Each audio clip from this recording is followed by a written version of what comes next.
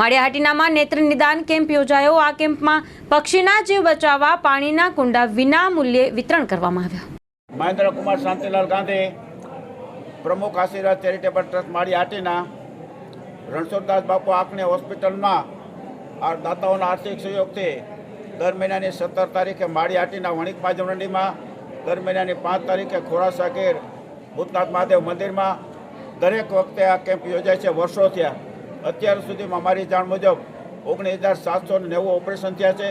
એક પણ operation fail નથી થયું, એક પણ ઓપરેશનની ફરિયાદ પણ નથી। જે દર્દીઓ આવે છે એને વિનામૂલ્યે તપાસવામાં આવે છે, વિનામૂલ્યે ટીપા આપવામાં આવે છે।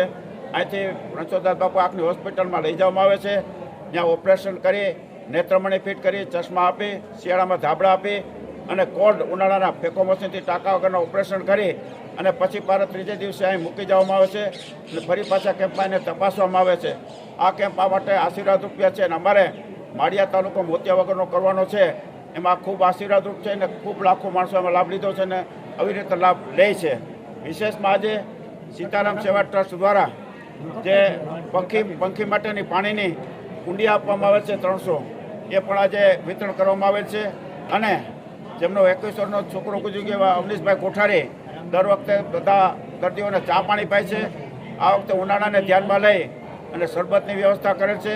એટલે દરેક દાતાઓનો ખરા હૃદયપૂર્વક આભાર માનીએ છીએ। પ્રેસ પ્રતિનિધિઓ પણ આને હાઇલાઇટ કરી વધુ લોકો લાભ લે છે એ માટે પ્રયાસ કરે છે, એમનો પણ ખરા હૃદયપૂર્વક આભાર માનવામાં આવે છે।